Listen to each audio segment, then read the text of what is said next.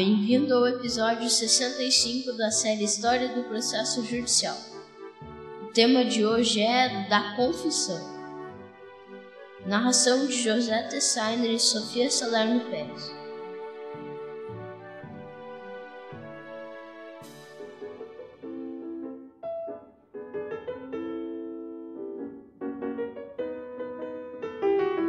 Quando se fala em confissão, muito frequentemente se pensa no sacramento da confissão.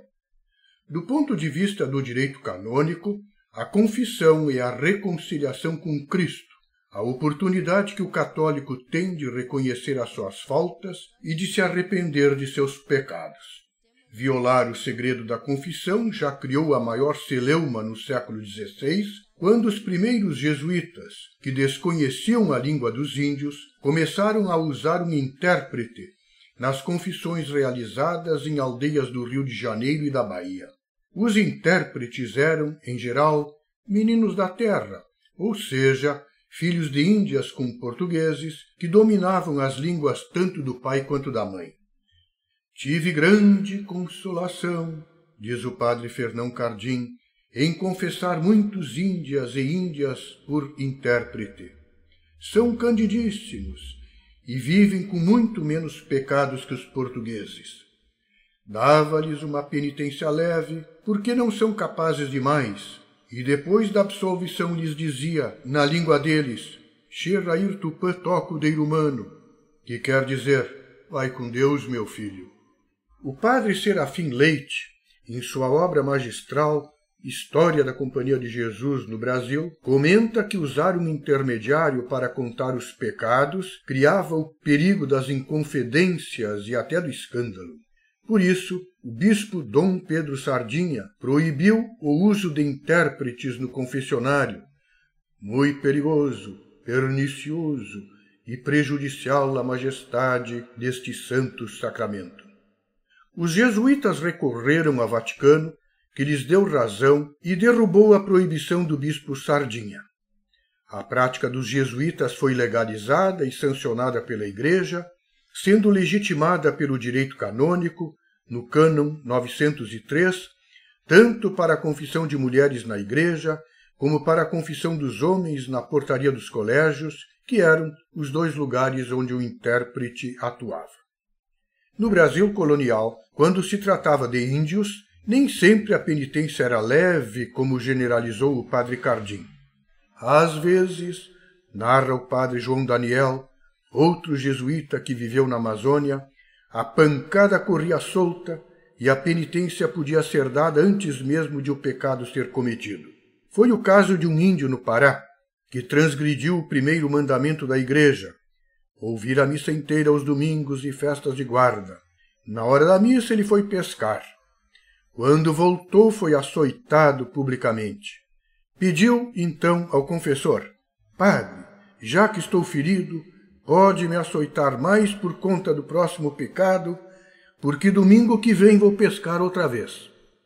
Tratemos, porém, da confissão no processo judicial e o que nos tem a dizer nosso interlocutor de 2 séculos atrás, Joaquim José Caetano Pereira e Souza. Confissão é a afirmação que se faz daquilo em que a parte contrária se funda. A confissão era a vida como prova plena, superior às demais. Moacir Amaral Santos define confissão como o reconhecimento que um dos litigantes, capaz e com ânimo de se obrigar, faz da verdade, integral ou parcial, dos fatos alegados pela parte contrária como fundamento da ação ou da defesa. Todavia, o requisito do ânimo de se obrigar não se encontra na confissão ficta e tampouco na confissão resultante de depoimento pessoal. A confissão se divide em expressa e tácita, em judicial e extrajudicial, e em simples e qualificada. Era expressa a confissão feita deliberadamente, tácita, a que se deduzia de algum fato. Confessava tacitamente quem transigia a respeito de um crime, quem efetuava pagamento, confessava o débito e, para repetir o que havia pago, necessitava fazer prova do erro. Tácita era também a confissão do que se recusava a depor. Judicial era a confissão feita perante juiz competente. Era simples a confissão a que nada se acrescentava.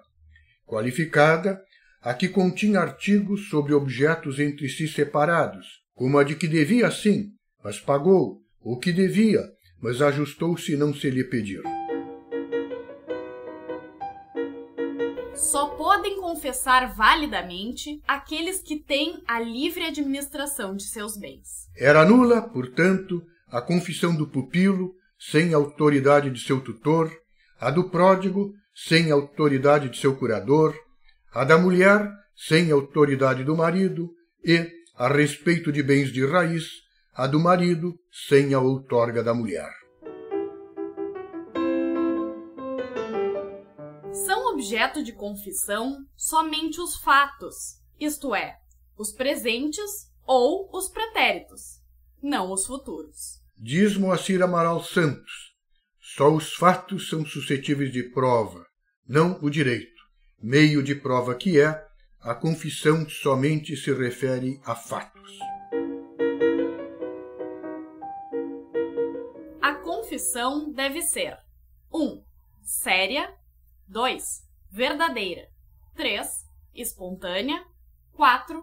Certa e clara. 5. Verossímil. Não valia como confissão a feita por brincadeira. Presumia-se séria a confissão feita pelos que estavam a morrer. A confissão feita por erro não prejudicava o confitente, por não ser verdadeira. O erro, porém, havia de ser de fato, não de direito. Contudo, não valia como confissão feita contra a evidência do direito, como a de confessar alguém que vendeu a sua herdade, mas sem que fosse ajustado qualquer preço. A confissão devia ser espontânea, não valendo como tal a extorquida força, como a feita entre tormentos. Não valia como confissão a que não fosse clara, mas duvidosa e escura. A confissão extrajudicial pode ser feita 1. Ou por instrumento, 2. Ou vocalmente e por palavras. A confissão extrajudicial era havida como prova semiplena. Pergunte para Magnólia. Esta história é contada por George Fisher. Um caminhão da empresa Brink foi assaltado por um casal, um homem e uma mulher. Tendo colhido provas substanciais, a polícia indicou Magnólia Sharp como coautora do crime. A partir de uma pista, um detetive dirigiu-se à casa de Robert Barton. O detetive tocou a campainha.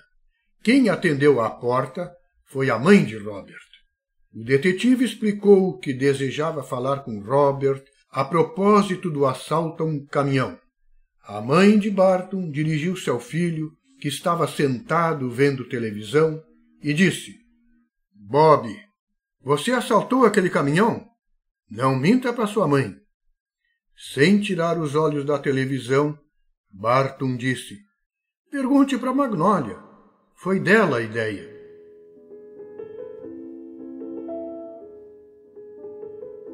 A confissão judicial faz-se por um dos 3 modos.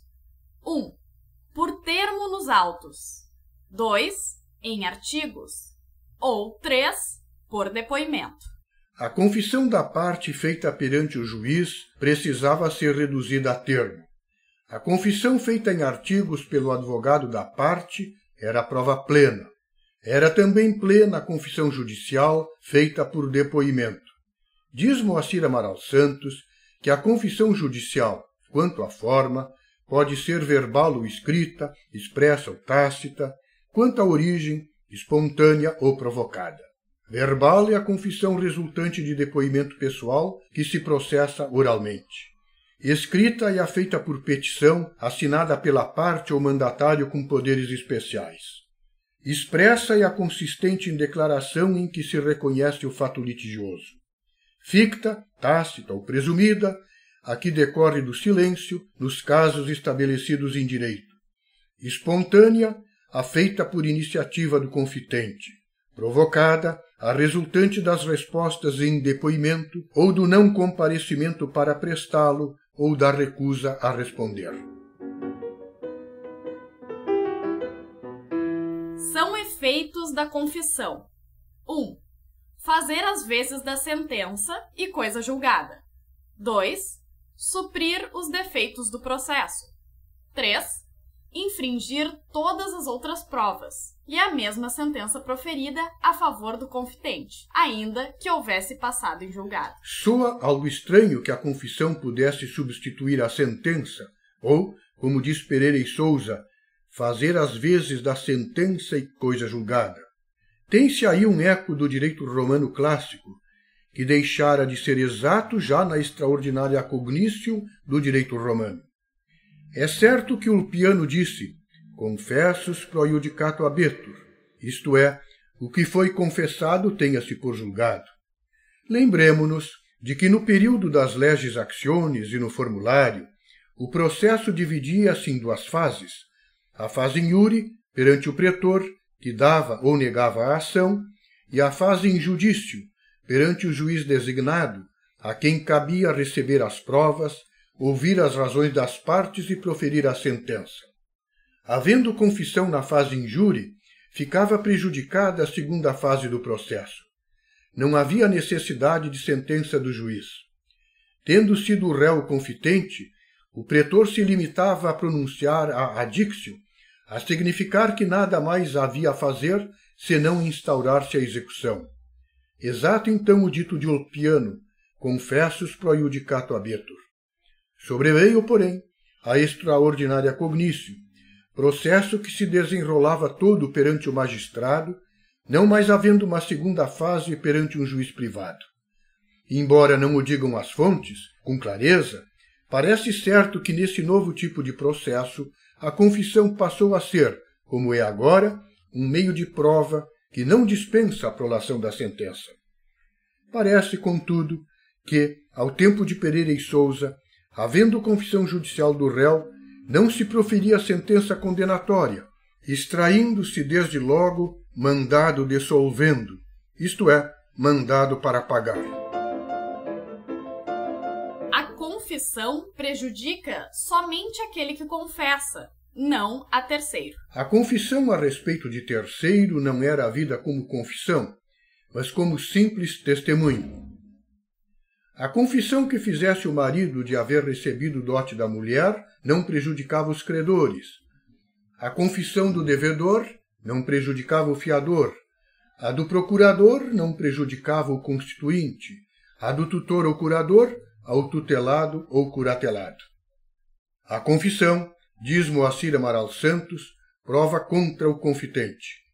Ela prova os fatos sobre os quais recai, fornecendo ao juiz a certeza legal, conduzindo-o a nela fundar sua decisão, sem necessidade de outros elementos probatórios, acaso reclamados para a formação da certeza moral.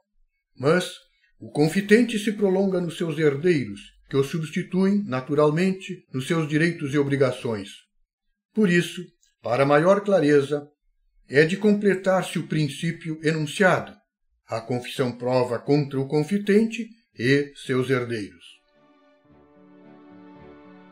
Pois é. Enquanto isso, em 1816, Marcelino Champagnat era ordenado padre e, em 1819, fundava o Instituto dos Irmãozinhos de Maria, conhecido como Instituto dos Irmãos Maristas.